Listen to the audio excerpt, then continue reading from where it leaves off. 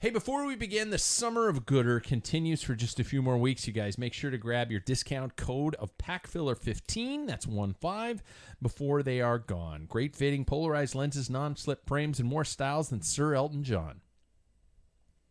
Do you get that reference? Yeah. Okay. Use the link at packfiller.com. Be sure to include that special one-time code, Packfiller15. Thanks to the one and only Gooder. Hey, you know what? Let's mention some others. Also, show some thanks to the one and only Scratch Labs, the home for the best tasting, easy on the gut fuel for your ride. This is the time to always make sure you are staying on top of your hydration game. And Scratch has you covered from the subtle flavors of their clear products, which is also a lever of Scientology, but I'm not comparing the two. I shouldn't go off script because I just basically did. To the full hydration punch of Hyper. That's another version of their hydration products, which is like over the top, get you hydrated as quickly as possible. You will make sure to stay on top of things. Don't even get me started on the gels, bars, rice cake recipes, and everything else that Scratch Labs offer.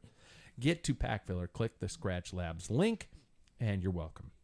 Finally, staying on top of things, feeling comfortable on your bike. How about descending on mixed surfaces? Is the TV fucking making sound effects again? Well, I don't hear it now. Mm-hmm.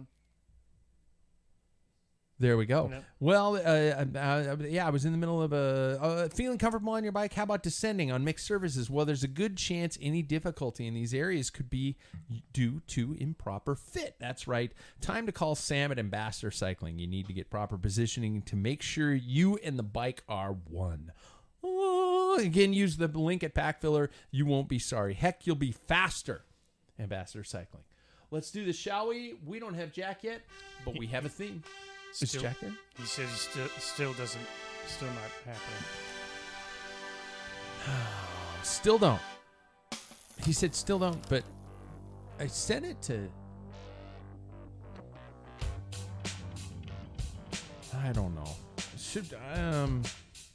This is, by the way, how podcasting happens when you got people all over the place and you do a live show. So I'm pulling back the curtain and I'm showing everybody what it's like. Notice it was never this hard for me, though. No. Maybe it's just the person It's behind user the screen. input. Yeah. It's Or a totally generation user input. thing. Yeah. I'm the only boomer here. Yeah. I'm typing him to say, use the link I texted you. And I'm the only... They would say zillennial, because I'm in between the times. Zillennial? Yeah, because I'm right before Gen Z, and then right after millennial. I've heard so many terms of what that is supposed to be, but it's just like it's a mutated thing. You fell into this gap in between the generations, kind of like I did. Yeah, it's like I'm an X, but I'm a really old X, I think, right? No, be yeah. Are you an X? I am the last year of a boomer. Are you X. really? Yeah. 63 was the shut off, and that's the year I was born. Okay. So.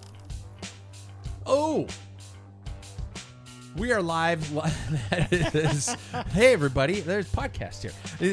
We don't usually sit around a bar and talk to each other in microphones, but, we just want it to sound like that. This is the Packfiller Live from the Rim Break Bar in the one and only Spokane, Washington. If you are with us live, don't hesitate to play along with us either on YouTube, through our chat, or through our social media channels. We're on all those types of things. Wow, the theme's over before I even got to the end of the intro.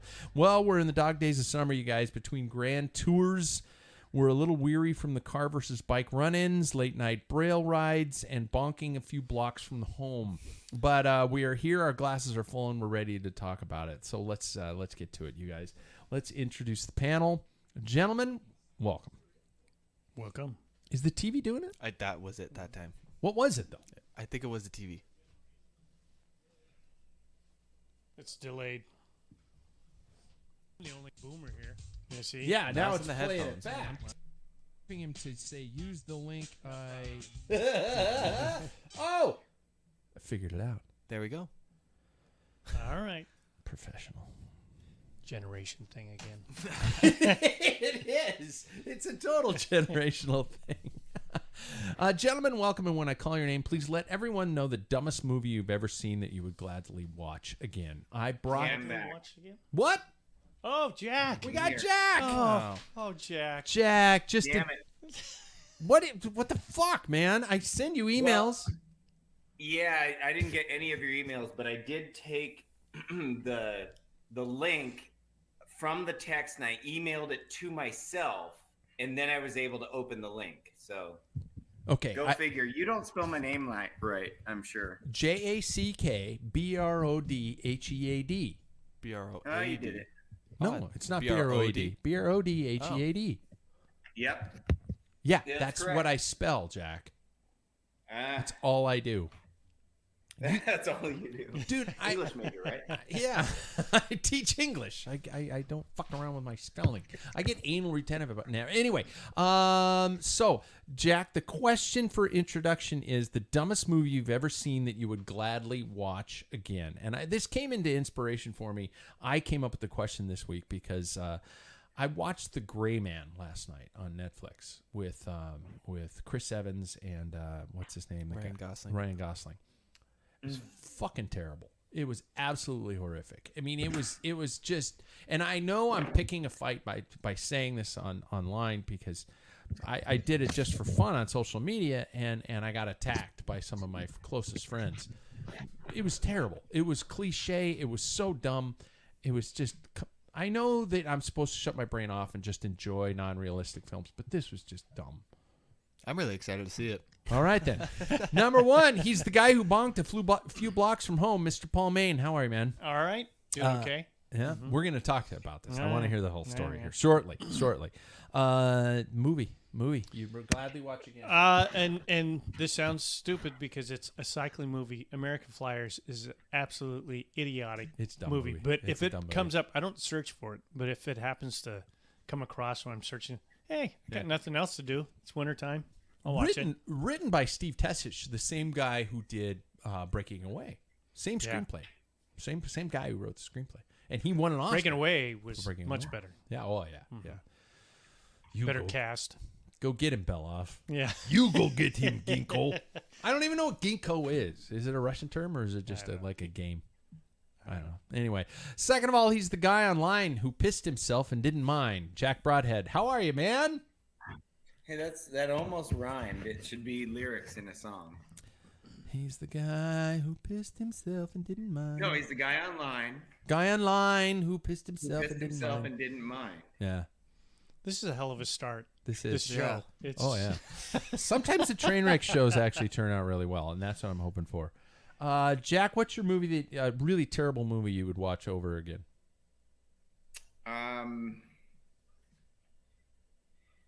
I would have to say, oh man, it's tossed up between Pee-wee's and Blazing Saddles. Blazing Saddles is genius. Does it still stand up though?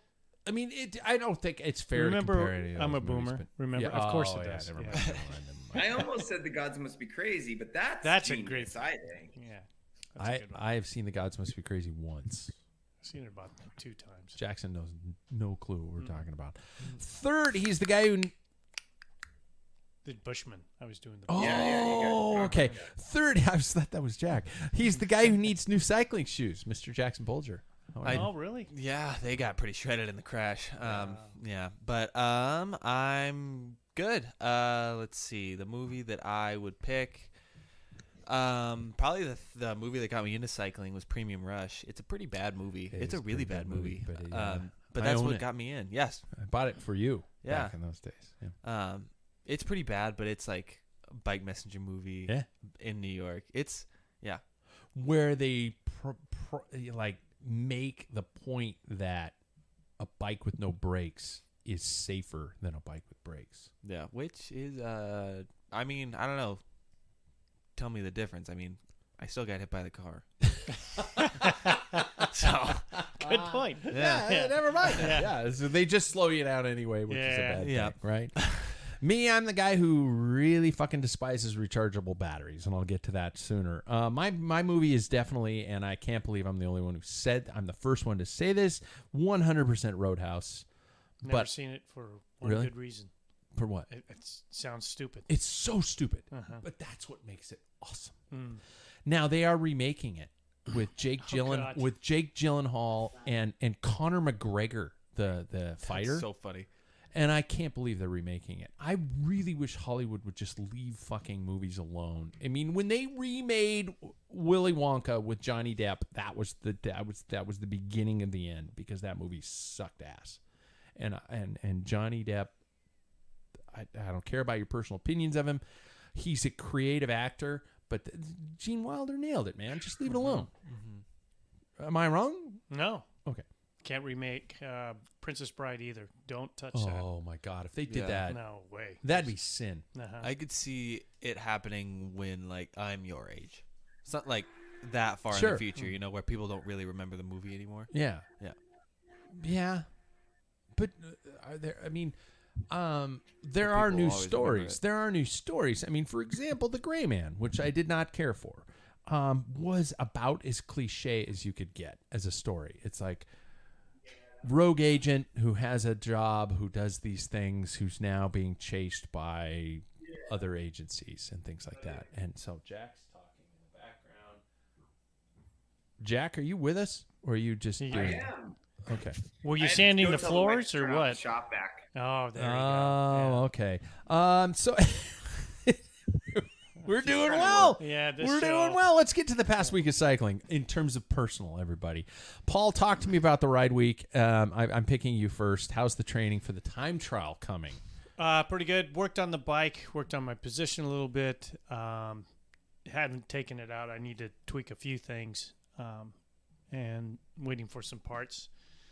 Went out. I had, what did I have? Tuesday, Wednesday, Thursday off. And then Saturday I rode. I think was that right? Or I had- Jeez, yeah. I didn't ride with you once last week. No. And you had 4 No. days off. 5 days. And Shit. I can't even remember what day that, because my days are, anytime I take a vacation, I forget what day it is. That's the beauty. Yeah. So what day did I send you that picture? What? I'd have to look. I think it was Tuesday or Wednesday. No, Yeah. it wasn't Tuesday. It was Wednesday, I think. It was Wednesday. Wednesday? Yeah. Yeah. So yeah, that one I can't even remember where I was riding, but I was, it boiled down that I was dehydrated, and I was like, I've never got such a short ride. I think I went up Charles, and then Charles Road, which is Yeah. a decent climb, and then came around, dropped down 4 mounts, and I'm thinking I just need a Coke. And I'm thinking of all these places where I could go, and I couldn't leave my bike out. Where the places I was thinking, I'm like, ugh. I finally made it like 3 blocks from my house. There's a coffee shop, and I go in there and I'm like doing that shaking. Do you have Coke here? Yeah, I'll get you a cold Yeah, it's like one. $4 please. there too. Yeah, it's I didn't care. I didn't care if it's 20. I was, and I just, just guzzled it down. You sent us, for everybody not knowing what the fuck's going on, you sent the core of us a text with you just lying with your head on the table and a Empty Coke in front of you. Coke bottle. And I was like, where the fuck is he? Oh my God, I recognize that brick. Mm-hmm. He's 4 blocks from I his couldn't house. make it. I was that bad. You were that bad. And then I got on the scale, and then I sent you the Yeah. picture, and the last 3 digits were 666 on the scale. Because I knew I was dehydrated, so I'm thinking, I bet you I've lost weight, and I have. I was like 4 pounds Holy shit. from Wow.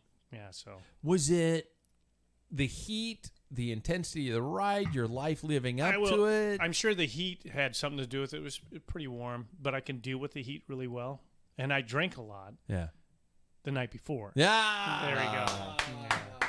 That was the problem. Yeah. So Oh. I'm always dehydrated then. yeah. We got to go farther than 17 miles there Yeah. to really get that effect. So I don't know. I'm working my way up to 20. You're baby stepping, man. You're Yeah. baby stepping. I Right. can't say anything. I only rode 18 today, I think. No, I got a full 20 in, but yeah. Yeah, but I recuperated because Saturday I went out and I did that Troika loop, and I felt like on top of the world, and I Oh, averaged really? by myself 20 miles an hour, which it's been So since the last time I was close to that speed on the average, because I think it's over 2,000 feet of climbing on And top it's of that. about 60 miles. Yeah, it's 60 right? miles. Yeah, and, yeah. I rode with Bike Fit Sam. He and I did it 20.1 miles an hour. Whoa. So, yeah, I Whoa. did that by myself. And the winds weren't in my favor this time either. Shit. So That loop is, I That's awesome. just associate that loop with you. That's I always like just like, well, today's going to suck. We're doing the Troika loop. Troika is an old time trial. I mean, an old Triathlon. triathlon. One of the original We didn't triathlons have to in mention that, Spokane. though. Sorry. Yeah. It's a great loop. It's a great loop. Paul, I don't know if you've heard, I saw a post today from the people promoting the district time trial championships that they are desperate for entrants. And they say that with 19 days left before the time trial that they need more entrants or they are not going to be able to pull off the race, which is... that would be typical for me that It's a common make the commitment. It seems like it's a common threat by race directors, and I understand. It just. Well, I mean, you got the It's a time expense. trial. It's a time trial, but the expense of road closures and Yeah. I mean everything that to promote a race. I totally understand it. If I had a TT bike, I'd go. But I honestly, with my clip-on bars and standard road wheels, it would be a. Well, exercise all you of have to do is futility. look to see who's registered, and then if you're the only one or a top three, you're gonna medal. That's a good point. Yeah. Very true. Yeah, Yeah, but At then 19 people. everybody shows up at the last day, and then I end up being Yeah. dumbass. Jackson, how's your week gone, and how's the post? I don't want to belittle it at all because I'm talking to you seriously here. How's the post incident recovery? Yeah, it's been good. I don't have too terribly much time. I work during the day until 3, and then by the time it gets to be 3, it's 97 or 100 degrees. So at that point, it's not really healthy for me to go out and ride. And so I've been not doing that much. I mean, my job I would consider a cardiac workout. But yeah, I rode once last week with you on Friday. Yeah. And then that was it. And then I got a nail in my tire, so I got to replace that. But yeah, that's been my time. He and I are riding along, and he's just like, bam! Oh shit! What was that? And he pulled like a half-inch nail perfectly embedded into your tire. Which was just Did it penetrate through the top? yeah. Yeah, it went Did it through damage the rim? Because I've No. had that even on aluminum. It pierced through the aluminum rim. It didn't I go haven't- deep enough. I don't think it went deep enough, no. Yeah. But I haven't taken the tire off, but I don't think it did. It was pretty small. It was pretty short, luckily. We changed the tire, the tube there, but didn't change obviously the tire. And Not yet, yeah. You didn't have any structural problems there on the way home. No, It's not yeah. like we were going hard, but Yeah. Yeah. have there been any outside of like road rash and stiffness and things like that? Have there been any physical or even please know I'm speaking seriously, mental Yeah. issues dealt with? Dealing with a car collision, dealing with. We get to that point. Sometimes we develop as cyclists. We develop this sense of immunity where we're I'm invincible. I can weave in and out of traffic, and then when something happens, it causes that. It's a traumatic moment. And have you felt any of that? Not really. It's funny. One thing I kind of discovered the other day when I was my fiance and my mom. What a great thing to say! They took pictures. They were adorable. Anyway, yeah.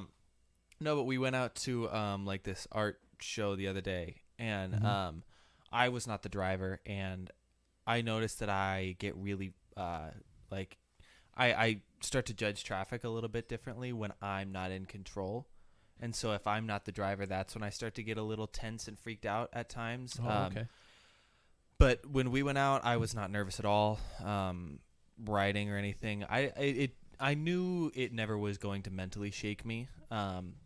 It was just one of those things where nothing could have really avoided it. But when I'm not in control, that's the thing that gets me a little bit. But other than road rash, physically, I think I'm fine. Sometimes last week mainly, it used to hurt when I would lay on them. My elbow is the worst. If I put pressure on my elbow, like when I'm trying to move around in bed, that's when it hurts. But other than that, yeah, nothing Still? too bad. Yeah, I think it was just like bruising. Oh, okay. Yeah, not. I mean, if I can still move it, it's not. It's not broken. But yeah. Huh. Okay. I'm no. Sorry, that just is there water dripping? Jack, Jack's Jack, doing something. Jack, I think you had a water main break in the back here. I'm texting. Oh. I didn't know the speaker was that. The mic. I didn't know the mic was that sensitive. Jack, you are actually living the life of a cyclist, and it's freaking me out, man. This is like a sign of the apocalypse. Jack is riding daily, and you text us photos every day, and we got to get you. I got to talk to our friends at Gooder and get you some of the big dogs because you know I don't think you have enough pair in your house. I think you have like 8 or 9. Well, yeah, something like that. And so the wife's out running in them every day too. So if I could just get pictures of her. You share glasses with your wife? Oh yeah. What? Wait, it's not like cycling shorts. That is so. I have. This is not like a Paul's shaking his head too. You agree with me, right? Yeah, half the Gooders I got from you are go to my wife, but depending upon our outfits, we gotta pick and choose colors. Holy shit! That's this is mind blowing. It is. And you've been riding daily. Daily, I've missed last week. I missed a couple. 2 days in a row, like I think it was Thursday, Friday, because I had subcontractors coming over. Okay. And I helped a buddy of mine who moved from Spokane to San Diego a year ago. Lived in San Diego for a year and moved to Vancouver. And he needed help unloading a U-Haul, so I spent half a day unloading a U-Haul. Oh, you're one of those friends. So it screwed up my ride because he wanted to do it, early before the heat. He's one of those good friends. And yeah, so other than that, I think I've gotten like kind of shit. 4 rides in this week, 5 rides, something like that. You're a person in a long ride. You're a person who would help somebody you knew a long time ago unload a U-Haul. Oh yeah. Oh fuck. I just want to hang up on you right now, man. What? You're just a better person than I am. Because I'm just like going, oh, nope, sorry, I didn't get your text. Who, what? So I wouldn't do that shit. The one thing about it, and it's not a long time ago. I worked with him in the field, electrical, and when did you work with him? When did you work with him? Give me a year. 4 years ago. That's too long. That is. 18. So, but we've been in contact off and on, and he's a good guy. But anyway, what in his previous life to becoming an electrician, he was a master finish carpenter. Well, I'm about ready to do some finish carpentry here. So there's an angle. I gotcha. Yeah, so I don't want to seem too good, but yeah. I did go over there with no expectations to be paid back. But then he said, when I come work at your house, I already owe you a half a day or whatever like that. So nice. Anyway, yeah. Okay. Cycling. Back to cycling. Me, I will say about my last week, I participated in the most recent, it's a tradition in Spokane. I can't remember when it started, to be honest. Not very long-standing tradition. I would guess it'll probably last 15 years. Yeah. An event called the Midnight Century, and it is exactly what it is. It is a bunch of people of all cycling abilities meet, and this predated gravel. Meet at a area pub downtown. And at midnight, the ride leaves, and it is 100 miles. Well, it's actually about 94, 96 miles, depending on, how lost you get. And it finishes when it finishes. And in past years, it finished at the restaurant of the guy who created it, and he would open early, and you would have breakfast there and things like that. It was really cool. Unfortunately, that restaurant has changed owners since, and because of COVID. And so I will get to the point of why I don't know where it finishes because, but yeah, my pros, my cons of it. I decided to do it just simply because I needed something to ride. I needed an event, and the course is probably about, I'd say 80% road, maybe 20% gravel. Would you say, Jay? I'd probably give it more like 70-30. 70-30? Okay. Yeah. That's fair. Yeah. Great turnout. It was cool to see. A bunch of the local roadie community turned out. The ODZ guys, the Northwest guys, and it was a big group. And two-wheeler dealer too. Yeah, yeah, and we rolled out pretty fast. I mean, we made it out to the state line. For those of you who don't know, we have a bike path called the Centennial Trail.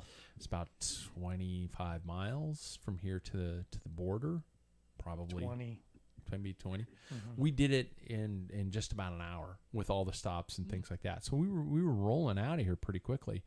And it was so cool to see the tradition continue. Those are the positive things I saw. You know, everybody was really supporting. A lot of positive energy, and some people, you know, I saw at the beginning, I never saw again because people take 10, 11 hours to do it because they're just fucking having fun, and that's cool. My cons are, I learned a lot about myself again, like I do. You know, I don't mean to turn every ride into a soap opera, but number one, I learned that I hate rechargeable batteries, as I said at the beginning, because my light, when I last did the Midnight Century, made it all the way through. We took a lot longer. Made it all the way through, and this time it was flash on me like it was dying after about 3.5 hours, and I knew I was in deep shit because I had another light, but I didn't have a mounting bracket for it. So my light died, and I was holding the other one in my hand to get myself home. It's the emergency light. You know, I thought my light was going to make it 5-6 hours, but it didn't, and so there we go. So that was my first problem, which made me exit the race in a place that I knew I was closest to home, because I'm holding a light in my hand. I'm like, I gotta get the fuck home. This is not working. You know, my hand was cramping from holding it on the gravel roads and the washboards and stuff like that. And so I decided to bail. And I learned, you know, that obviously I gotta, you know, how do you test for a light battery other than just like turning it on in your house and leaving it on for until it dies? I mean, with a stopwatch. Am I an idiot? How old was I was prepared? it? 4 years. Yeah, I mean, they don't hold a charge. You Yeah. would just assume you wouldn't probably know how long. But, Yeah. you know, that's like car batteries, you're lucky to get 6+ Yeah. years out of car batteries. So Okay. Yeah. That sucks. probably on the same level. I also learned about aging, and I learned about my night vision, my personal night vision. We got onto some of the gravel sections, and I was like, I had to back off from other riders because I couldn't necessarily make out the texture of the road as well as I would in daylight hours, and I couldn't find the washboards as easily, and so I was like, ugh, and it made me a little sketchy. And then there were other things I found out, and you guys might be able to, you know, either make fun of me. Please do make fun of me. But I got, once again, I got into my head. We got to maybe 25 miles into the ride, and then everything blew apart. And there were I was probably in the top 15, top 12, top 15, and things just started separating. And then it became this, you're in the middle of nowhere with just your little light bubble and nothing. And maybe you can see a taillight up the road. And I got into my head, and a lot of the point of that ride, I was thinking, what the fuck am I doing out here? Why am I doing this? I know for the fact that I needed a competitive edge. And yes, you would think chase the next taillight, that's the competitive edge. But it's so weird when you're just in that little realm of just light that I was at the point where I was like, this is stupid. I caught up to Clint, a really good Hastings? a really good local rider, really good guy. And I rode with him for a little bit, and he said he was with the front group, and he was like, I realized these guys are bombing down downhills, and this is stupid because this is the middle of the night. I don't want to ride off into the nowhere and just or into a deer. Yeah. And he says, besides, I got buddies behind me, and that was the moment that I went, I don't have buddies. I mean, there were people I knew, a lot of people I knew, but there weren't. You guys, they weren't my teammates, and so I was like, and then my light died, and then I was like, all right, fuck this, I'm going home. I'm going home. And that competitive element left, so I don't know. It was so I don't know if I think it's please understand, everybody, that I think this is a really cool event, but I also have a question about my joy of riding at night. If this was a daytime event, I think it would have been different. I don't know. What do you? Am I just a gigantic?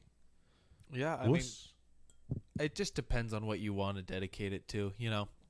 If you go in with the mindset of I don't care how long it takes, I'm going to finish it. Yeah. Then I think you're probably not going to turn around. Yeah. And I'm not talking about like just you. I'm talking about just in general. But also you've done it twice. No, 3 times. Yeah. So it's like, what's really new? You know what I Yeah. mean? So I think if this was your first time doing it, I think you probably would have figured out to like, you're going to tie a tube onto the handlebar just to keep your light going. Yeah. You know, if this was your first time, but this was your third doing something that you didn't have to pay for. So I mean, I understand it to that point where it's like, oh, it's midnight. Do I want to hold this light anymore? Do I want to do all this? I was thinking to myself, my God, my wife is at home in bed, and I could just be cuddled up. Just, oh God. I got home at 5:00 and I slept till 10. I just got home, and she's like, why are you home so early? I'm like, my light died. She went, okay, good job. I'm like, thanks, hon. And I just fell asleep at that moment. It was just such a wonderful. I was just like, I'm so happy to be home. Yeah. Oh, Jack, am I less of a man? That turned into a beautiful moment. Eternal optimistic. All right, should we move on? Hey, one thing I forgot to mention. So today I went on a ride with an old teammate, Dr. Nathan Margaret. Oh. Yeah. You noticed he sent you sent the picture just ride. when you dropped him too. What? You sent your picture was when you just dropped him. Yeah. That was in the driveway. See, there you go. That's as close as it got to a drop. I was as close. Yeah. But it was great. It was good to catch up. We're gonna ride again on Thursday. Oh, dude! I just dropped my laptop. Sorry. Yeah, we could tell. Yeah. What like the house on your end? Was there a lot of glass crashing and all that? Not so much. Just sounded like Karsten was making food. I know. So anyway, it was great to catch up. We got still a lot more to catch up on. Just talking about the old days. Yeah. But we were headed into Ridgefield, and I gotta say, we're just riding along talking, and this group of 5, I would say retired folk, like 60. Careful. I know.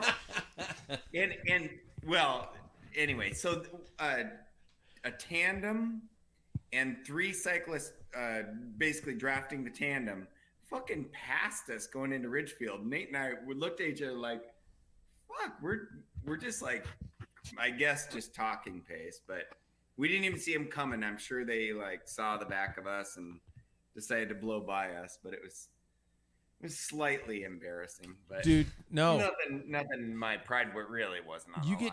But it was cool to see. You get 2 people in sync on a tandem on the flats. It is like a fucking steam train. They fly. And get three bikes behind them. Yeah. And they were motoring. I mean, we were doing probably at that time maybe like 1920. Just because I know the road's pretty flat right there. There's actually a Strava segment for a sprint into Ridgefield. So they might have been doing it for all I know. Yeah. But so it was a really nice ride. Good to catch up. Old teammates. Good to hear. Yep. You guys, let's check the recent headlines, shall we? This segment of the show is brought to us by our friends at Wahoo. From computers to trainers to heart rate monitors to training platforms and even pedals, Wahoo's quickly becoming the most innovative company in cycling. You know what they've got, so get to Packfiller, click away, become a Wahoo-ligan. Let's get to the news.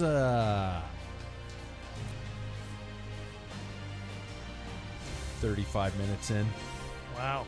We have an ability to talk, wouldn't you say? Yeah. We can talk. First stories we should put under the umbrella of what the actual fuck UCI is the title of the first two stories. All right. The first one under what the actual fuck. Philippe Gilbert has spoken on behalf of his fellow professionals after the horrific crash at the recent Vuelta of Burgos, saying it is time safety topics are taken seriously. Rider safety has been rising up in the agenda in the recent years after an alarming string of incidents, but riders are still being placed in harm's way, according to Gilbert.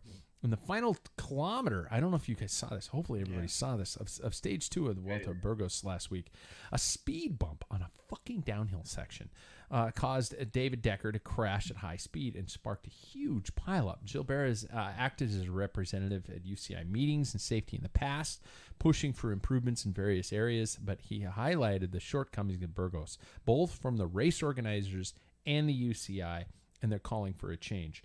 And I also... I don't know if you guys saw that.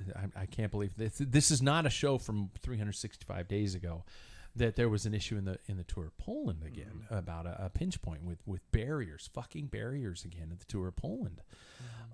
So my question is just to start this topic out, what the hell is up with the speed bump in the final 500 meters of a downhill sprint finish? Who signs off on this? My first question is, should professional bike racers be able to handle something like this? Is this something that is expected, or is this a blatant disregard for rider safety? I don't know if it's a really great idea to put that in the final of a pretty fast finish already, especially downhill. I don't know if I necessarily see the need for it. I think find a different finishing straight. Because I don't think an obstacle like that should be there when they probably aren't thinking about road conditions. Yeah. They're probably more thinking about how am I going to pick the line to beat the person in front of me.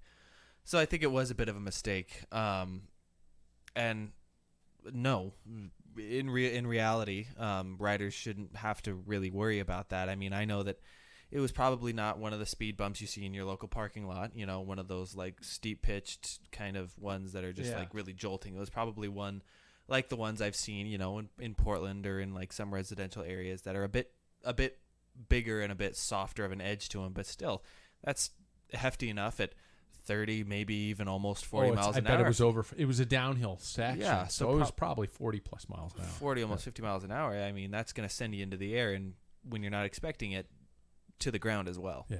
It shouldn't have been there.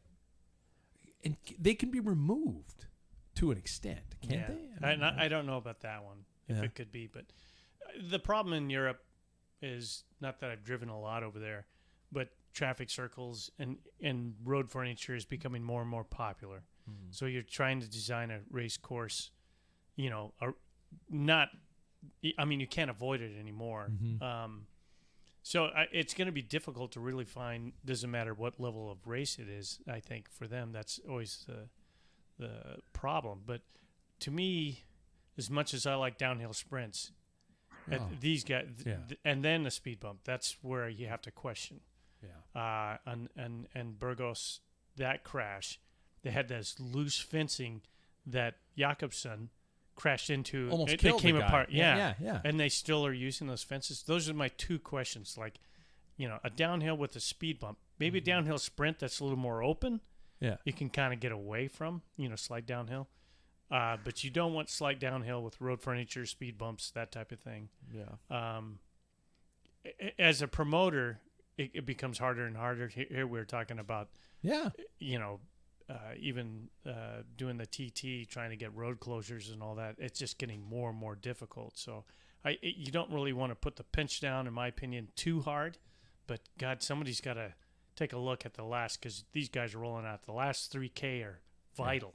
Yeah. And so that's something that's like, what are we going to do with this speed bump? They'll be doing 40 miles an hour.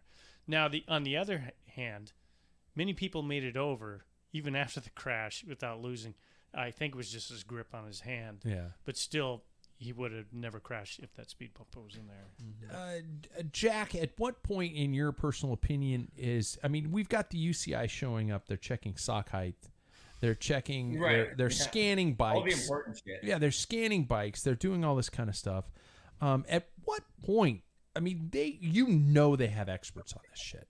And that they saw that speed bump. But somebody, in my personal opinion, was negligent and didn't pay attention to it. On it. Yeah, exactly. So at what point is the UCI officials, the commissaires of the course, everything would have already slowly driven every course in every UCI sanctioned race, and they felt that speed bump was sign offable, safe enough. But also, there's a lot of recon done by the teams, and I just can't imagine That's a great race point. radios these days that everybody doesn't know it's coming. And hey guys, look out! There's a horrible speed bump at 500 meters to go. Yeah, you hear that stuff, and I just, what would have happened 30 years ago without radios? They probably wouldn't have crashed on that. Yeah. I don't know if it's just a lack of bike handling skills. I didn't see the crash, to be quite honest. But yes, somebody signed off on it and felt like these professionals could handle this and would be aware of it. And I'm sure it was discussed.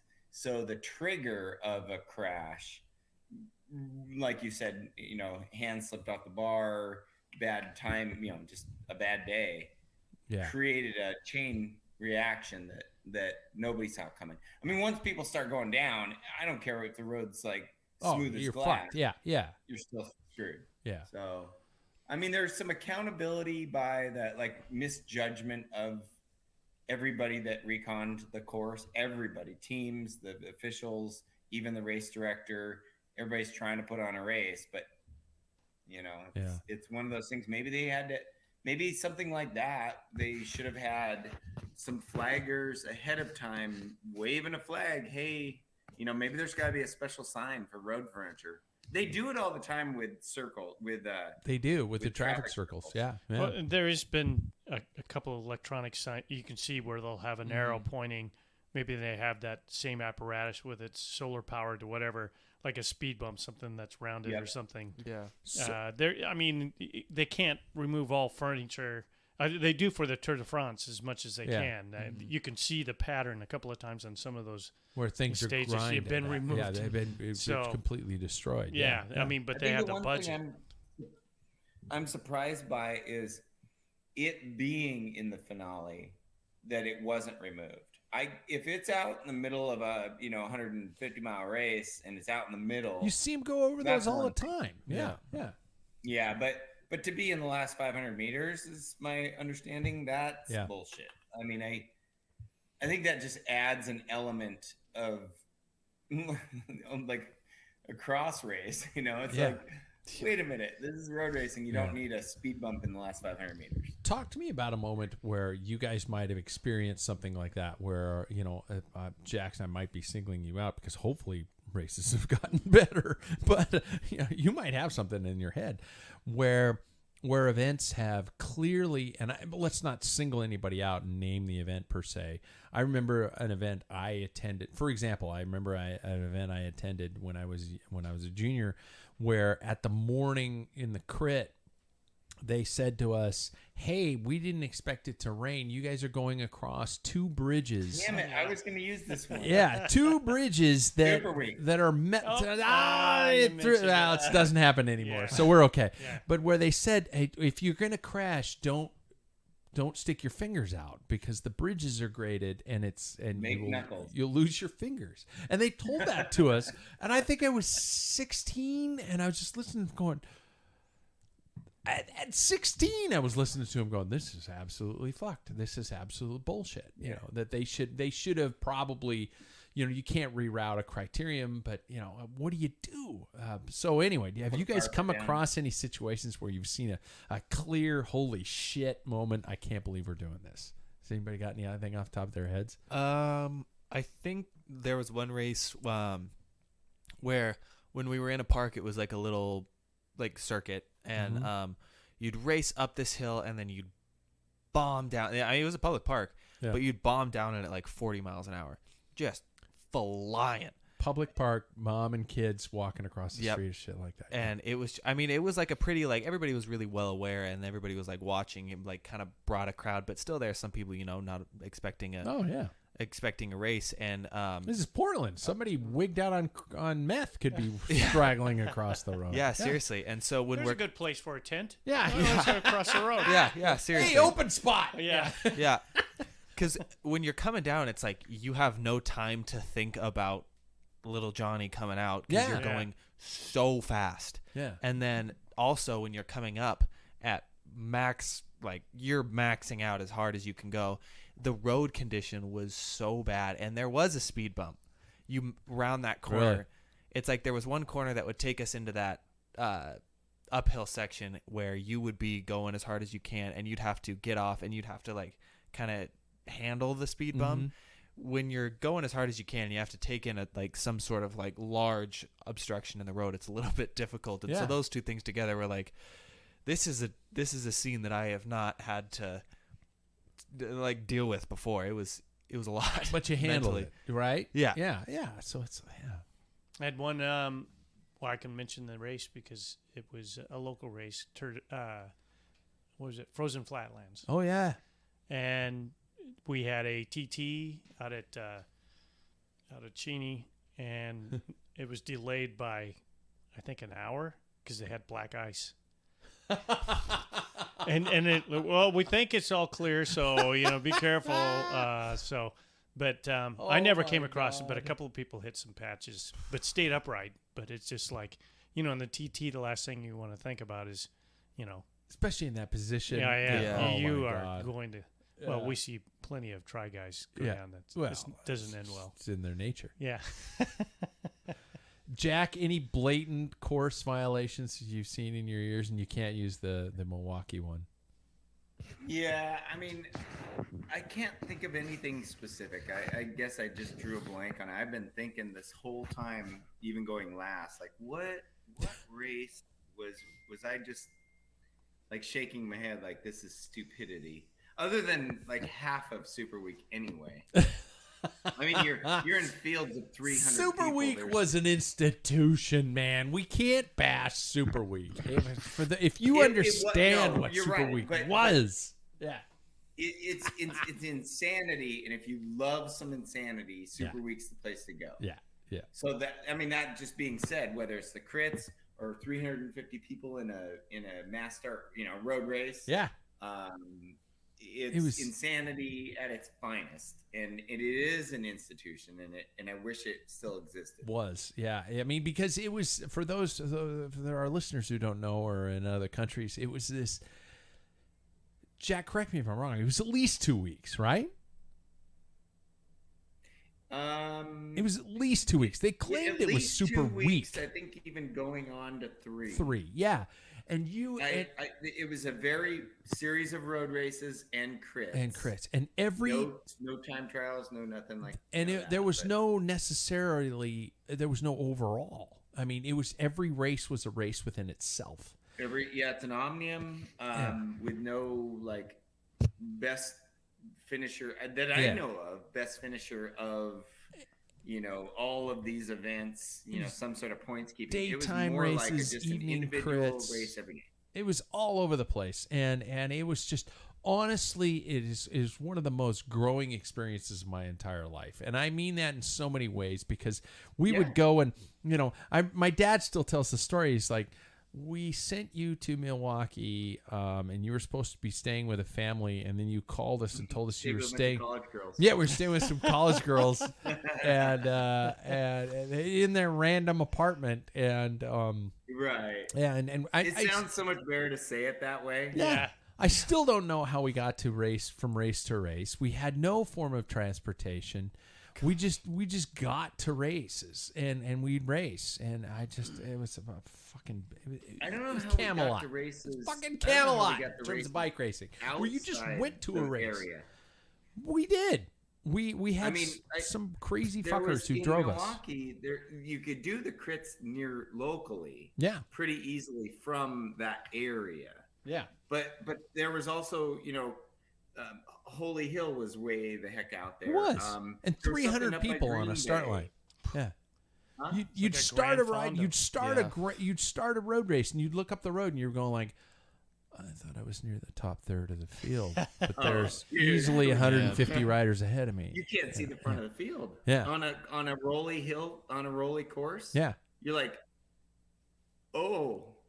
Yeah. I guess I'll just pack it in for another day. Yeah. You know? Yeah. Or Was it you're total road closure, or did you guys have? It was rolling Yeah, enclosure. rolling basically. enclosure. Yeah. A 300 man field. Yeah. Which means rolling enclosure. the it's road's like, closed the entire day. Yeah, pretty much. Yeah, with how It's spread about out. 5 minute crazy. long field. Yeah. Jesus. And then the crits. I just remember crits. It'd be just like you'd be flying, absolutely flying. You're going like, I can't hold on. You'd come across start line and they're like 99 laps to go. Preem lap. And you're just going, Shit. Hey, fuck, no. Yeah, Are you kidding me? I can't handle this. Oh, God. It was just bleed through your I think eyeballs like Roberto fast. Gaggioli. Gaggioli. Yeah, I was yeah. thinking that same name, King, Jack. King of Super Week. Yep. Anyway. Mostly crits. That guy could do Yep. any short road race and crits. Yeah. And he had the best hair. of 'em. And he had the hair. Speaking of UCI bullshit, Mariana Vosp, everybody, was the rider who raised her hands at the finish line of the PostNord Vagada Westveden road race. I made up that accent, and I hope it worked.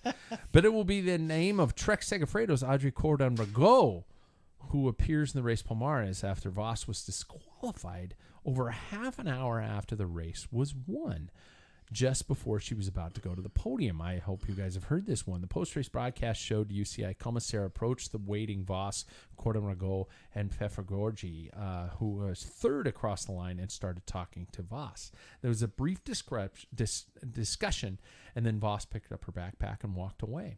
And while the Commissaire talked to Cordon Rago, who didn't seem to like the outcome of the situation.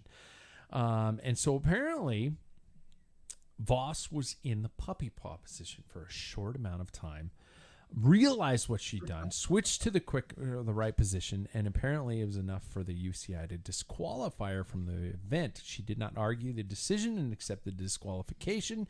And as she said, quote, we'll have to accept their decision. It's a pity, but it's a rule and it's strictly enforced. Usually don't ride in that position. I feel bad about it because I did not benefit from it, but the rules are the rules. Once again, Mariana Vos being class. I want to talk about this rule, and I want to talk about some of the other rules about what the UCI is enforcing.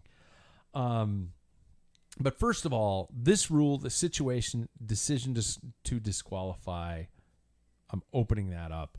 Anybody got something on that? I mean, I saw how short of a time it was. I don't know if it was really like necessary to disqualify. But I don't know if it's the rule that I care about. I think it's the force in which it is imposed. Just because I think that some leniency needs to be there. I think if it's a couple of minutes, that I understand. But if it's very, very short, I don't know if I really understand that. It's a brain fart. Yeah, and I remember when Richard Carapaz, when he did it, Super tuck. Yeah, he did the super tuck for a couple seconds, and I remember watching it, and I went, "They'll disqualify him," and it was like genuinely, a couple seconds. And I think that, we're also talking about Mickey Shar when he gave the bottle away. It's just all these type of things that they're really trying to hone in on that seem a little like a college teacher that doesn't feel empowered enough at home. You know, Not speaking from experience. No, not at all. No. But that's a very specific reference. But I feel like it's they don't feel like they get enough power over these riders, so they feel like they have to enforce the littlest things with the littlest amount of effect. And it leaves fans a little bit perplexed because it's not saving children who are trying to grow up and look at Mariana Voss, do it for a couple seconds. That's not going to affect them at all. They're probably not going to do it. It's just I don't get it sometimes. Well, that's the whole nature of this rule. Is this rule was created because they didn't want little boys and girls doing it on their bikes when they're at home. You know what? I watch shit on. I think I said this in the other show, and I apologize to people who listen to both. But I watch Sword Swallowers on America's Most Wanted or whatever the fuck that show is. Talent. And you know what? I'm not going to go into the kitchen and grab a steak knife and shove it down my throat because I see this. The nature of this rule is so those of us at home who can't do it don't do it. The fuck? I can't ride L'Alpe d'Huez in the speed these riders are riding. So what's the nature of this rule and why does it even exist? Yeah, I'll touch that, but I wanted to. Yeah. I think Class Act Mariana Voss reacting the way she did. Yeah. If you're going to have the rule, then you have to enforce it. Yeah. But why didn't they tell her, like, as soon as they saw it, Mm-hmm. why did they wait until she's getting ready to get on the podium? What did it take, like a half hour at the end of the race? Yeah. I mean, she was involved with the whole finish is based on her.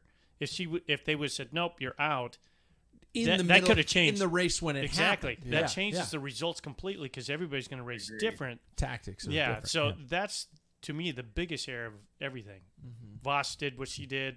She was a class act, reacted right. They're going to have a stupid rule.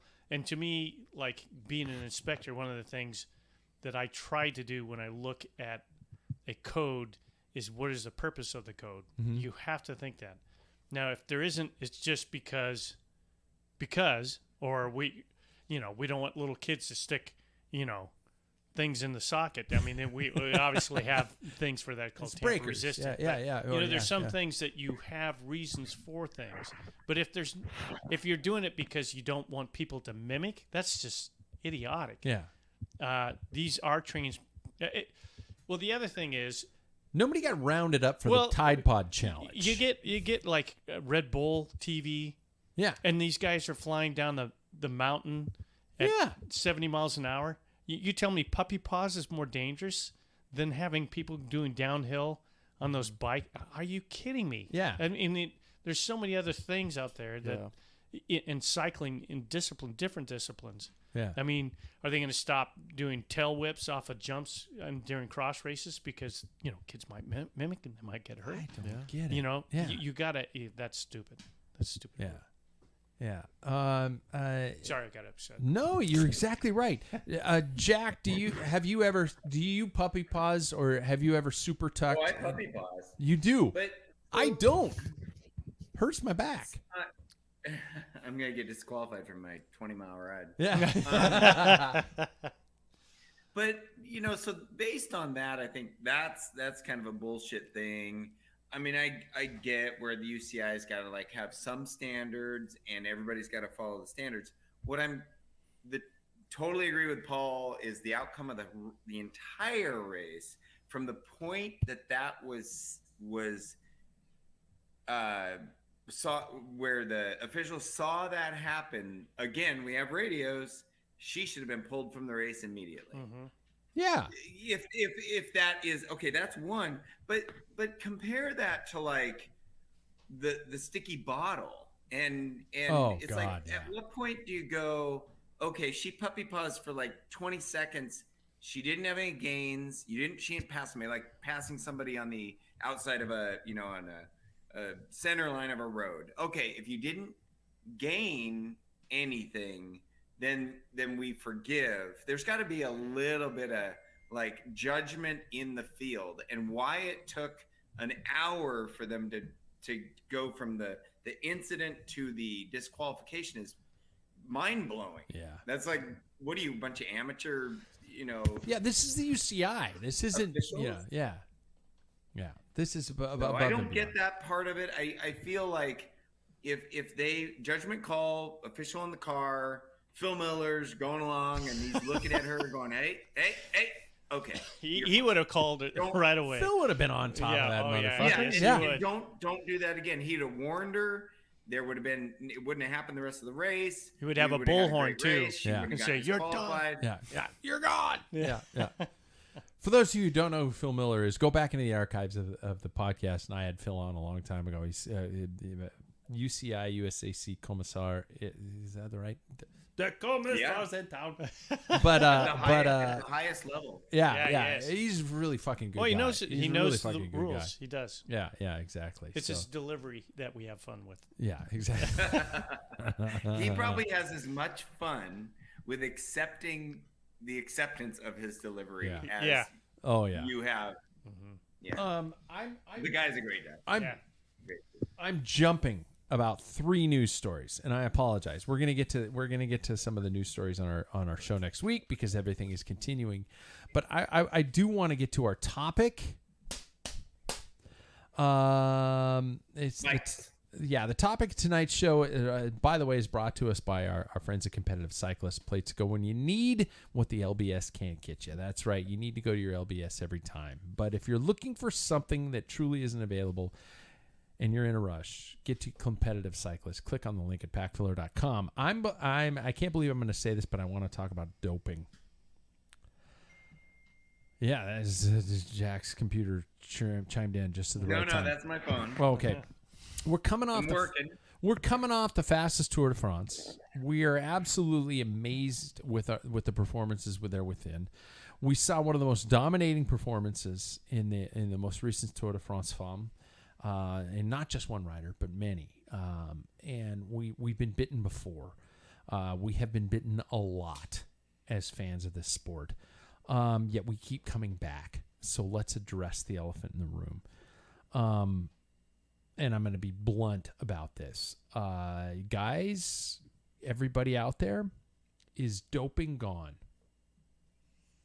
It's a really tough question to answer there, I think that I think that the traditional doping of what we saw during the Lance era is no longer around. But I think that there is always an extra edge to find within sport, whether it be nutritionally, training wise, genetically. A lot of things can change. We did see some performances that seem a little inhuman during the Tour de France that make some people, including myself, go, shit. Yeah. And it, as a cyclist, it's never out of your mind, especially when watching. But I think that there could be some sort of, there's probably some sort of performance enhancement. I don't think that it's necessarily, whether it be illegal or not, I don't know if I'm willing to make that call, but there's always an edge to get ahead of your competitor. Mm-hmm. I will leave it at that. You're saying that it's not necessarily using illegal substances, but I don't know if it's illegal substances or if it's using excess of legal substances. Mm-hmm. It's like I said, it's a tough call to make because I'm not on that track, and everybody's saying right now, it's clean. UCI hasn't found anything, and I hope to trust the people that are in charge. Paul, has it gone away or has it just simply evolved? I think there's, like Jackson said, there's always, whether it's microdosing or something that they found possibly, but that's in all sports. Mm-hmm. Boxing, mm-hmm. baseball, whatever. They're always trying to find a way around the procedures. There will always be, when there's competitiveness, there's always going to be somebody going to try and cut the corners. But I lean, because everybody's focusing on Wout for one. Mm-hmm. He's amazing, but also, how can he perform like that? And then the speeds were the highest ever. And I'm going to approach that, and we've had this talk before. Yeah. I think a lot of people are basing it off the speed. Well, I watched 86 Tour de France when Le Mans won today when I got home from work. And they had 23 stages. They didn't have the rest days. Yeah. The stages were 6 hours in the mountains, 6-7 hours. They didn't have that. They're shorter technology, and I can guarantee you, like Hatch Hill around here, in my prime, I was way faster at 48 than I was at 27 at my prime. Yeah. Because my bike was 5 pounds lighter. The equipment was better. I had more gears as opposed to instead of 7. I have now, at that point, it was 10. Yeah. So they're closer matched, So I think people are not taking that in consideration, that technology has pushed it. Diet is a huge, huge thing. And I can experience, I've experienced that on my own. When I eat like crap, my performance is bad. Yeah. Now they've got everybody figured out, because we're individuals with Super Sapien. Have you heard about that? Yeah. Glucose monitor. Yeah. Which is illegal to use during a race, but you can train with it. But like they're finding different people like, I should be eating now. I used to wait till, so there's dinner time. Yeah. Or even on a ride. It's like, this is what I need to take. I've been taking gels at the wrong time. I need to take it like an hour after when I think that I need, or blah, blah, blah, blah. So they're really tuning things in. So I'm always going to champion cycling, and I know how filthy all sports are. Yeah. So. I honestly kind of designed this topic based off of that response, because I was hoping you were going to bring this back up, because I was working on an old mountain bike yesterday, and it's a steel frame. It's 26-inch wheels, and I was going, this used to be my racing bike, and it weighs more than my current mountain bike, even though my current mountain bike is outdated. Front suspension. Yeah, it has front suspension but I was thinking about the performance advantages of that, and I was just going, this bike is so much slower. It's a great bike, but it's so much slower. And when you said to me that, at age 48 you were beating times that you did in your 20s, it just shows how far the sport has advanced and how far it has grown. And the science behind it, I don't want to, I'm sure there are people who are going to say, they're fucking dope, they're dope to the gills, but we also have to take into account how we've evolved in terms of the science and the study and things like that. I remember hearing, I can't remember who the rider for Jumbo Visma was. You guys could probably tell me who it was while I'm saying this story. Talking about the fact that his performance increased so rapidly with moving to Jumbo Visma, simply because the moment you show up at the team, it was Christophe Laporte, about the fact that there was so much science and so much focus. Altitude training. Yeah. They're going altitude camps. Yeah. And even the, like diet. I mean, we used to believe, or even training, we talked about feeling guilty. We rode every freaking day. Yeah. Now realizing that bugging rest is a huge it's still making me crazy that I technically shouldn't ride. But every now day. with coaches and stuff based on your physiology of individuals, the thing is some people need more rest than others. Yeah, and so I think it's become more of a science, and that's what's created the speed. Now, Jack, this one's for you. I've been in discussions with people who actually say, fuck them.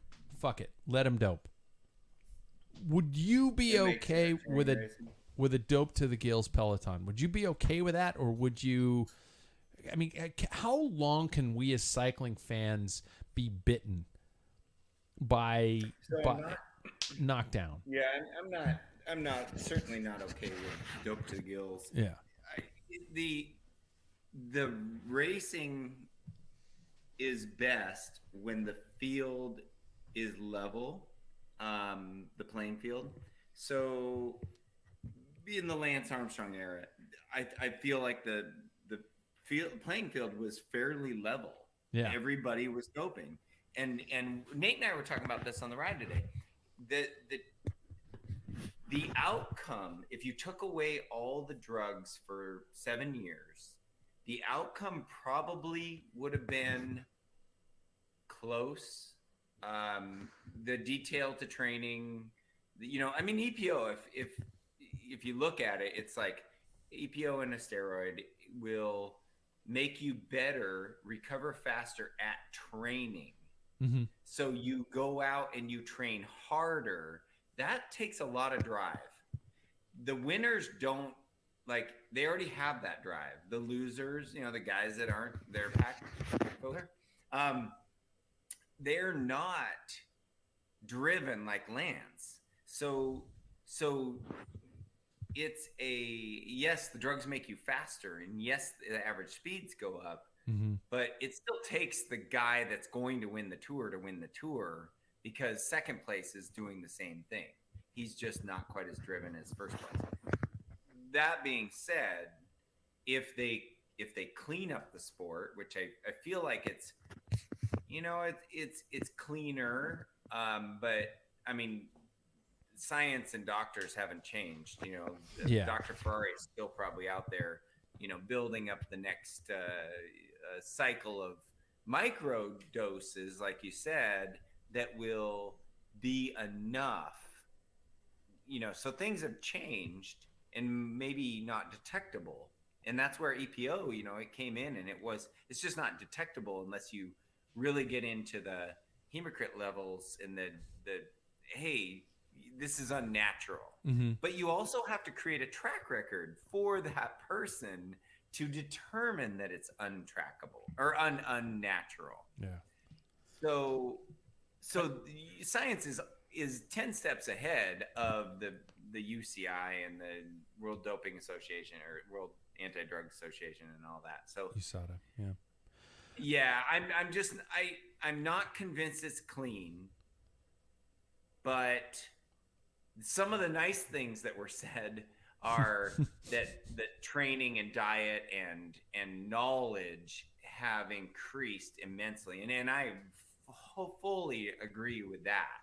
So, maybe average speeds are going to be, tour speeds and such, stage speeds are going to be higher because of not only the knowledge of diet, rest, good training, altitude training, and all that, but unfortunately, there'll still be a little bit of that dirty, and because everybody's looking for 2%.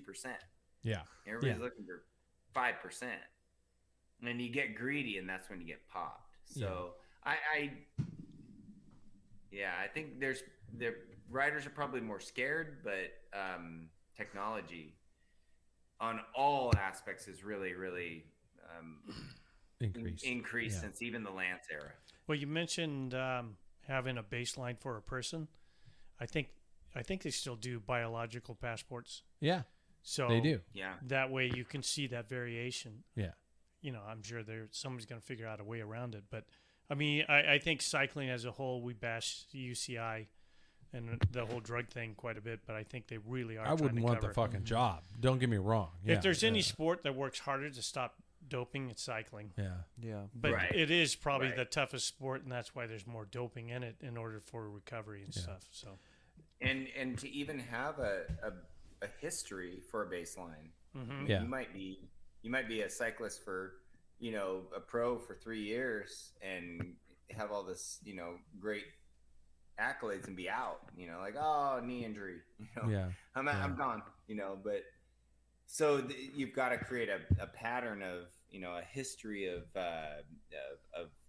3 to 5 years where people are being at the top level, because unless you're creating that at the neo-pro level, you don't know where people naturally are starting. So Jackson, does it ruin the sport for you if riders get caught? I mean, again, we keep coming back to the sport. We keep falling. We love the sport so much. And I guess, do you condone the riders who dope, or at least can you empathize with the riders who do this because they just want success? Everybody says, like, either you dope or you don't get to pay for your next, like, rent or whatever. But nowadays with the top riders, that's not the case. I don't think Taddy Pogacar is really struggling to figure out whether or not he's going to pay his rent or Wout van Aert's not going to be able Bill's not going to get shut off. I don't think these guys are really worried about that stuff anymore. So at this point, it's like I don't know if I really empathize with it anymore, especially after what we've gone through in the decade ago at this point. Shit. Yeah, right. It's been going on forever. Yeah. Yep. But yeah, I don't think I really empathize with it just because it's like the money's not really a question about it anymore. It's not like you don't have a choice. It's just that that's the choice that you wanted to make to be the best. When, I mean, I and that's not me saying that anybody is doping, but I think that if they are, I don't think that's an excuse anymore. And so I don't know if I do not condone it, just because it's. I mean, it's a sport where it should be even, and I think that now that we're seeing a lot of contenders coming up through the ranks, I think that this is probably the cleanest we've ever seen cycling, just because it's not that out and out winner anymore. You know, for a while there, we thought, oh, this is a Pogacar game to be won or to be lost. But now you don't know about every race. I just keep thinking about. And I'm not accusing anybody of anything. This is a hypothetical situation that has popped into my head. I'm thinking about a rider like Thibaut Pinot, where you've got the skills, you've got the gift, you've got the talent, you've got the genetics, but you're 2 to 5% away from a podium of winning a Grand Tour. And somebody looks at you and says, yeah, your back's bothering you, but if you take this is Morpheus looking at you in the Matrix, and he's looking at you and you say, you take the red pill and you're a Tour de France champion. You get caught, you're fucked for the rest of your life. Would you, as somebody with the incredible gift and talents and charisma of somebody like Thibaut Pinot, would you say like, yeah, I'm gonna take the pill. I want to be that. I want to be the first French fucking champion of this race. I mean, it's so hard for me to bash these guys, especially from the years of my cycling life where I've gone, I would have done anything to have been a great bike racer. And then to have found out at the highest level that it was just because of a DNA strain of my parents that I can't be the best bike racer in the world. Fuck, that ripped me to shreds. I'm not condoning doping. I'm not. But I am saying that after a specific amount of time and drive and focus, I can understand why these guys would do it. Does that make me a bad person? I don't know. To me, I that would never be the angle that would get me. Yeah. Reading, what's his name? Joe, whatever it's Dog in a Hat. Friel? No. Plant. It starts with a P. He wrote a book called Dog in a Hat. Yeah. Yeah. He was a mountain biker later on. And stuff. If you haven't read that book, read it. It's that opened my eyes to, somebody from America like me, and I've mentioned before in the show that I had an opportunity in 1988, to go over there. There was I had friends, family, everybody had everything set up for me. All I had to do is say, I'm going, see you, bye. Yeah. So in 88, that's when doping really started launching. What if I'm struggling? This is what Joe puts himself in, and everybody, nobody goes over there to think I'm going to dope. Yeah. Mm-hmm. You're going to do it naturally. And that there's doping going on, but you're not going to be that guy. Yeah. But I'm alone. I put myself in it. I'm 26 years old. This is my chance. This is my big push. I've got, 25, 30 people supporting me across the sea, the Atlantic Ocean. And I'm on a team, and somebody approaches me. He's like, you're in a breakaway. And this is what happened with Dog in the Hat in that story. Listen, we got 10K to go. And I feel like I'm coming off the rails here. I just can't hang on to it. Yeah. Hands you a bottle. Take this with 5K to go. Throw the bottle away. You'll be okay. You have that. You're in that heat of the moment. You're getting your best results ever. He takes a drink, and I saw myself. I probably would have pushed that. I'm 26. Yeah. Everything is behind me. Yeah. Again, not condoning, but what would you do at that moment? That's the gateway. The thing is it took him he felt guilty. In fact, he felt too energized that he didn't even charge the sprint because he thought, I know I'm going to get tested. I got to be 4th, 5th, or 6th in this breakaway because I'm going to get popped. Because he said he felt the tingling. So, I mean, if you read people's books, and I'm going to add one more, Brian Holmes, who's a great director. He's from Denmark, and he's at Quick Step. I think he's still at Quick Step. Yeah, I think so. He might be somewhere else. But anyway, he wrote a book, and he said, this is the only thing I'm going to say about drugs. It's kind of like smoking in the 70s. Yeah, we knew it was not good for you, but you did it anyway. And he goes, it wasn't to win. It's like for him, it was a situation where, I'm not feeling good today. You knew, you go to your doctor. I got to survive just one more day. Here you go. Take this. Would you have done that? I mean, he wasn't a winner, but he was there to help. Mm-hmm. So, I mean, that opens a whole it's not like this magic silver bullet to make you win. Sometimes you have so much invested in your life to go over there and race. It all ends right today, or you just get over the hump. I just need to get over the hump. Yeah, that's a great point Paul's making, because it's not just Lance. It's not just the stars or the winner. It's everybody to keep up and do their job. And if, unfortunately, the pressure to do your job, pay the bills, finish the race for some of the domestiques and super domestiques in the Lance era, if you're not on the same stuff Lance is on, you're not helping, and you're going home. Yeah. And if your career's on the line like that, it's crazy, because we were on our ride today. We were talking about the same subject. I don't know how this it must have just channeled through the great minds.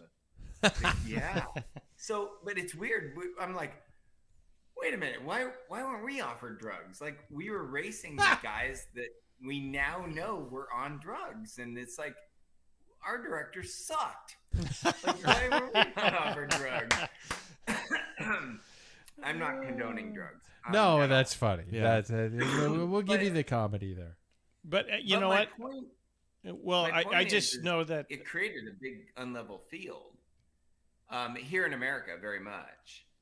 But the Europe side of it, it's like, if you're going home, if you're an American rider in Europe and you're going home, if you're not keeping up, then I would have. There's real quickly, there's two friends of mine who went over to Belgium to race and make it in the pro ranks. Teammate of yours, Mike. Yeah. And then another guy that I knew fairly well, Nicholas. They both came back when it came to that push came to shove to make that decision. They came home, and both of them don't touch a bike today because it was drugs or nothing. And after reading these books, I'm like, I would like to think that I would be doing what they did and just pack up and go. Yeah. Mike even talked about he had to leave his apartment and his roommate, and he thought about it for a while, packed up his bags, and sat at the train station to get to Brussels to fly home. He had to buy a one-way ticket. He was done. Yeah. He made the decision right in there before the season started. Yeah. So if you put yourself in that situation, I mean, as a young person, and all of a sudden you do get on the program, you start doing drugs, then everybody, everybody's on the same level, right? Yeah. Now you're competitive. Now you're now here at the level that everybody else is. So it's huge. It's a devil at the crossroads. Yeah. It's what it is. And it's, and I don't want to, I am in no position to judge the people who have done it, because I know, I probably know why they did it. I don't condone it. Yeah. But I understand. Almost everyone who's done it regrets it. Yeah. Every single one that I've read. Imagine. Yeah. You guys, should we finish with some fun? Well, that wasn't fun? That was fun. But let's finish with some fun. Yeah. The fun is brought to you by our friends at Athletic Brewing. You guys know what Athletic Brewing does. Non-alcoholic. Jesus, sounds like you've not been drinking it. I haven't. The flavor gamut is there. Use the link at Packfiller. Would you rather, gentlemen? We're gonna play a good old-fashioned game of Would You Rather. Do drugs or not? Do drugs or not? No, these are bullshit. Would you rather's? These are 100% bullshit. Would you rather's? Number one, and you got to be kind of fast about this because we're 125 into the show. So, Jack, you sound like you're wrestling a cat. Anyway, would you rather ride a Fondo on a mountain bike or ride a gravel 100 miler on a time trial bike? Jackson. Probably the Fondo on a mountain bike. Fondo on a mountain bike. Paul. TT gravel. That'd be a blast. the chatter bumps Absolutely. on your elbows. Yeah. Shit. Yeah, I like that. Jack. Mountain bike on a road Fondo. Okay. Would you? I would probably do the Fondo on a mountain bike. Number two, you're completely out of water. Would you rather have malt liquor or rosé wine? Jack. Is the liquor cold? We have to assume both have to be cold. That's a great question. Let's say both are cold. Yes. Okay. That's a great question. That's actually a really. Yeah. You'd malt liquor it. All right. All right. Jackson Bulger. This is going to be an interesting question because I know what you're going to say. Probably rosé. Yeah, because there's no way you don't drink beer. No. Yeah. Yeah, and it's also, I feel like, a lighter substance as well. Yeah. Paul? Where's the rosé from? No. What region? Washington. Depends. I'd probably go with the rosé. I do not like.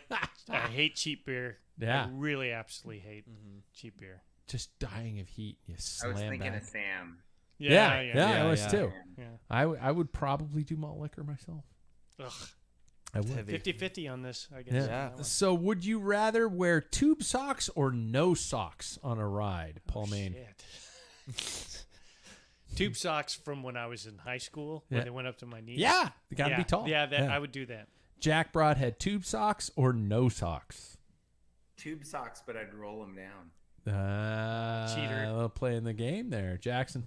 Yeah, probably tube socks. I feel like the blisters from no socks would be way worse. Remember the trackies who rode without socks? Yeah. Yeah, but that's like 30 seconds. Yeah, I know. Yeah.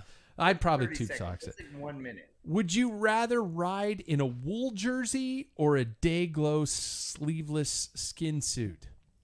Paul. Easy wool. Wool. Yeah. Jackson. You didn't specify the current type of wool, so I'll take a current Retro wool. I'm talking retro I'd still wool. take wool. Okay. Yeah. Jack. Wool. I would too. Yeah. Would you rather ride a sheepskin seat cover or a third eye on your helmet? Jack. What? Who? Me? Yeah.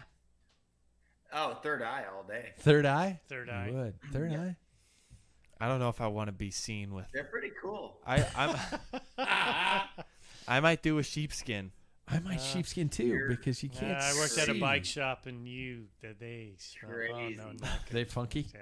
Oh, they get pretty ripe. I think Oakley makes a third eye now. Oh, shit. Yeah, it's those stupid fucking glasses that bend over your nose. Yeah. Would you rather train for a full year using a pork or diet or train for a full year only using dairy products on your ride? You can only ride, and the only things you can eat on long rides are either pork or dairy. What would you choose? Because of the phlegm, I'm going with pork. You're And going I with like pork? both. Yeah, You're going I with love pork. So like both. bacon and Sure. okay, pork sliders? chops, 'cause, little Pork chops? Oh, yeah. Yeah. Little Pork loin. little dipping sauce. Or pork roast, just shredded, or pulled pork. Right. Oh, that sounds yeah, good. Jack, you obviously agree. You're a pork fan. Pork, yeah. Okay, I Jackson. love dairy, but Yeah. If you've ever, Cheese? You wouldn't do the cheeses? Well, not on a cheese is ride. awesome, Yeah. but Yeah, I would do pork. if you've ever really felt the weight of what dairy can do on a digestive system, one pork's way better than So we're dairy. all with pork on this one. Would you rather have to go on every ride with a Let's Go Brandon jersey, or For fuck's sakes. or have to flip off every cyclist you see? Let's go, Brandon. You're wearing the Let's Go brandage. I'm not gonna flip. You don't want to kill your local, your group, your people. You don't want to flip them off. Yeah, that's right. Okay, Yeah. Jackson. I would just scream as I'm going by. It's a joke, all right? It's a joke. It's sarcasm. Yeah. It's satire. Yeah. I think if you flipped off every cyclist that you went by, it'd be kind of funny. After a while, I never expect that. Most from of them you. don't. You got a good point. Jackson, that yeah, would be. Yeah, but just do it like kindly. Yeah. You know, like Hey! make With a a big funny, grin. make a fun face. Yeah, Fuck I think I'd you. do that because it's kind of funny. Yeah. Jack. Let's go, I Brandon. fully or- agree with Jackson. Wow. The best answer. That is the best. Yeah, Yeah. I think Jackson wins that one. There we go. I'll take it. Would you rather have a chamois made of cardboard or chamois cream made from jalapenos? Wow, that's Jack. Ooh, That's both terrible. Yeah. I'm down for the jalapeno chamois. Are you really? Wow. Yeah. Yeah. If you have any sores, it'd probably be bad. But I Oh. don't got any sores. God. Or a body. Have you ever cut up jalapenos and then gone to the bathroom? Well, my fiance cut up some jalapenos and her hand was burned, like Yeah. severely burned How for do you the know? rest of the night. How do I know? Because she felt it. Her hand was burned. Oh. I know you tried to make a sexual I know, joke there, yeah, Jack. I did. And that was a good attempt, Yeah, man. That was a good try. Too innocent. Cardboard or jalapenos? Paul? jalapeno. Jalapeno. Yeah, they get it numb down there a little bit. You know, you could ride forever. Yeah. Jack. Son? Oh, I said jalapeno already. Oh yeah, yeah. Jackson. Did I pick you? No, you didn't pick. Yeah, I think I'd take the cardboard because you can loosen up cardboard, but you can't loosen up your own skin. It You would can water get down soggy. cardboard. Yeah, it Yeah, gets that's what I'm soggy thinking. It and wouldn't be stuff. so bad if it got wet. No, it just start Huh? reaching into it like giant balls of Yeah, but cardboard. Not as Yeah. entertaining. No, that's true. Entertainment's important. When I come up with these, I never thought I'd get into this discussion with you guys, and it makes it more enjoyable. 2 left. Would you rather never be able to ride over 20 miles an hour on a ride, or be forced to always maintain 75% of your max heart rate for every second you ride? So, in other words, you can. Your choice is the second you leave your house, you have to be over 75% of your max, or you can never ride over 20 miles an hour. 75%. You're 75? Oh yeah, easy. You're just like go balls out yeah. for the rest of your life. Yep. Okay, Jack? That's how I ride. Yeah. That's how I like. I I'd usually soon be there. every time Yeah. I go to my Whoop app, they're like, "Oh, for most of your ride, you were 80% over your regular." Take it easy, man. Yeah. You're going a little too crazy. Yeah. Jack, Same. which one? 75. 75? 75. How about you? Everybody else said 75. You were gonna say 20, aren't you? No. Well, I do I'd, that right now. I'd but- probably take the 75 because I enjoy that more, but I would miss out on the soul rides, as Jackson calls, you know, and I love the soul rides where you get to go just kind of casually and slower, but yeah, You I'd got to probably learn to take make 75. 75 your soul ride then. Yeah. Yeah. Yeah. All right, last one. Would you rather have every dog on every ride chase you or every truck roll coal on you?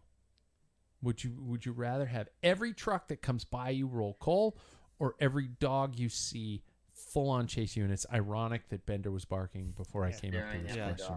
dog, too. Yeah. I think I would rather have every dog chase me because you can just squirt them with water and they run away. Okay. But Or bash them with your pump. I remember Yeah, it's Bruce a good Hunt did reason to that, get yeah. beyond that 75%. yeah, Then I'm You going to go up to outrunning 100. dogs. Yeah. It's sprinting with Eddie. Yeah. There's That's your right. movie Yeah, reference. there you go. Yeah. one can, He's a bastard. Yeah. He's the son of a bitch. Oh, son of wasn't a he? bitch. Yeah, son of a bitch. Yeah. one can kill you. The other one is kind of cute. When a dog's I've been hurtling, hit by a dog. when a little Oh. Chihuahua's coming after you, like it's kind of adorable because it's like okay. what fight are they really gonna put up? You know, I had a 3-legged pit bull chase me. Really? Yeah. hauled ass. Two-legged. Yeah, he went down this Those fuckers drain lock ditch, on. You're he, screwed. Yeah, he was chasing, and he went down this drainage ditch and rolled. And I started laughing, set up, and he came up, and I saw slobber. He's like, and the "You're flames fucking of mine Satan." now. Yeah, and I went, "Oh, fuck!" He was coming hard. I was over 75% effort right there. Yeah, I hadn't even turned the cranks yet. So you would. The thing about the dog would be that'd be my choice. But the thing about the rolling coal thing is there's always a stoplight ahead. Yeah. And what do you do? But what do you do when you come up to the car? You're just like going, "Hey, fuck you," and then they shoot you. I mean, there's no winning against the people who roll coal on you. They're twats to begin with. I have a coal rolling story I have to share. Please. So I'm going down Government Way, and I can hear I can hear diesels from miles away. Yeah. And that slow down, he's just kind of coasting up, and then he hits it. Oh yeah. And no coal came out. And I thought, I bet you the guy that's like equal. It's got to be equal to whiskey dick. You pick up a girl at a bar or something, and you're thinking you're hot shit, and then you can't get it up. That's what happened. That was a roll call. And I was laughing. I mean, I visibly was. I mean, I had to take my hands off the bar. I thought it was because I could see his frustration. It's like, no coal. So I sent you guys a text earlier in the week about. And I'm not going to repeat it, but if you ever want to know about the assholes who roll coal, look it up on Urban Dictionary. It's a very funny term. That was pretty funny. Yeah, that was pretty over the top.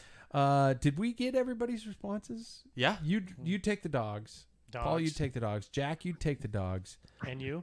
I'd probably take the dogs too because it's just dogs are controllable. Assholes in trucks they're just doing their thing. Yeah.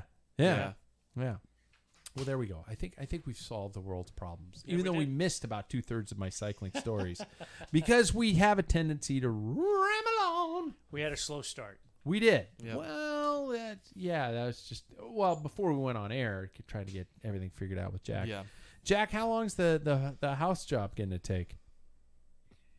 House job, I'm thinking mid-September. Oh, shit. But okay. Yeah, so we got a little time left. I'll be over in Spokane, I think a week from now, and I will be bringing my bike. I don't know if I'll get a chance to ride in Spokane, but we're going to be 2 days in Spokane, and then I know. Yeah. And then I think 3 or 4 days in Bend, where I will be riding my bike for sure. Yeah, I know what you're going down there for. Yeah. Yeah. And then back to Vancouver after that. So I kind of almost have a week off. I mean, in Spokane, I got to work, but I may get in a ride. So if you guys want to meet up for a ride or something, I might be able to keep up. No, it'd be good. It'd be good. I think it'd be good. Anybody have any events in the future? Jackson shook his head. TT. Paul's got the TT. As long as it's going to happen. You guys, if you're in the state of Washington, sign up for that fucking TT. I would do it. I wanted to do it as my punishment on the old school TT bike. I should ask him. I like the drinking on the bike. Are we leaning towards that for the punishment? I think so. What do you guys think? The beer mile? There we go. I don't have to do it. Yeah. I'll do Jack and I have to do it. Yeah. 4 mile beer, 4 mile. Jack, when on you the road, right? No, it's on the trainer. God, you're such a pussy. I'm not drinking 4 beers and drive in traffic. Fuck, And we'll let Sam choose the beer that you drink. Oh. Oh no. Jack, when you're here next week? Yeah. Yeah. I think I have two Wahoo trainers. We might have to set side by side. Will it scratch my bike? No, you're going to be on a trainer unless you. It doesn't fall matter. off It's a the disc bike. brake bike anyway. So. All right. All right, there you go, everybody. We might have to not only videotape it but live stream the entire beer 4 mile. It's 4 miles. You drink a beer every mile. There you go. You pound a beer every 4 miles. To not be moving down the road. Yeah, it's called drinking and driving, and it's illegal. Yeah, that's a DUI. Yeah, exactly. Yeah. Even on a bike. Oh, yeah. The technicality. Yeah. Rules, schmools. Yeah, exactly. All right, everybody. Brings us to the end of another Packfiller podcast. I believe we have something to look forward to in the future, other than the fact that next week is going to be a Vuelta preview show because it's time for our last 3-week grand tour of the year. Are you guys motivated for it? Am I the only one who's just trying to find myself back? Really? No, I'm ready. Because I'm like, Giro, yes, first one. Tour, holy shit. Vuelta is like the best fought Grand Tour. I'm in. You watch. It's hard to predict. Okay, there we go. Like, subscribe, tell a friend, and we will talk to you next week. There we go. Bye.